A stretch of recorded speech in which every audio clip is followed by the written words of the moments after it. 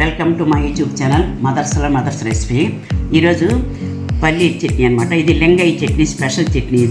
ఇది ఎలా చేయాలి, ఏమేమి పదార్థాలు కావాలో ఒకసారి చూద్దామా.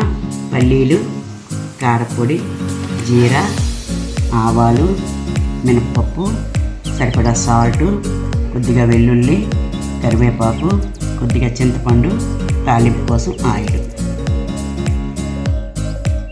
ముందుగా మనం పల్లీలు డ్రై రోస్ట్ చేసుకోవాలన్నమాట. ఆల్రెడీ నా దగ్గర ఉన్నాయి కాబట్టి డ్రై రోస్ట్ చేసి పక్కన పెట్టుకున్నాను. ఇప్పుడు ముందుగా ఒక బాండి వేడెక్కింది, కొద్దిగా ఆయిల్ వేసుకోవాలి.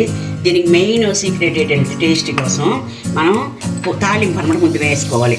ముందుగా ఆవాలు వేసుకున్నాక ఇప్పుడు దీనిలో జీలకర్ర వేసుకోవాలి.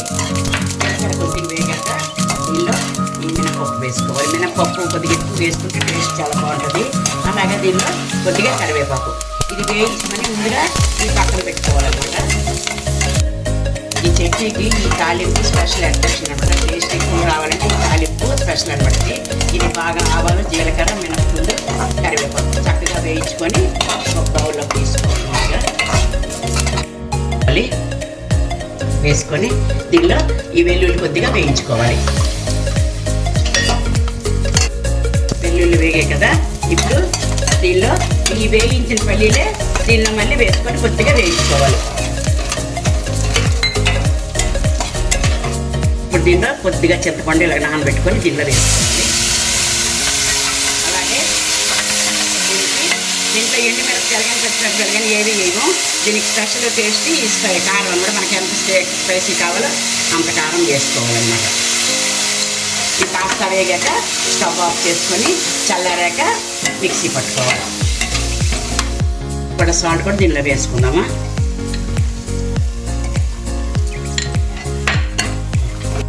ఇలా లైట్గా వాటర్ వేసుకొని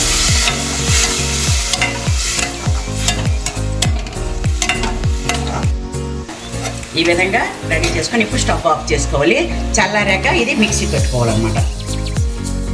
చూసారు కదా, ముందుగా ఈ తాలింపు మిక్సీ చేసుకోవాలి. మరీ పెద్దగా కాకుండా కొద్దిగా పలుపు కరెక్ట్ చేసుకోవాలి. పొడిలా చేసుకోకూడదు, అవి మన పంటికి తగులుతున్నట్టుగా ఉండాలి. ఇంకా మిక్సీ పట్టుకొని ఒక బౌల్లో తీసుకోవాలి.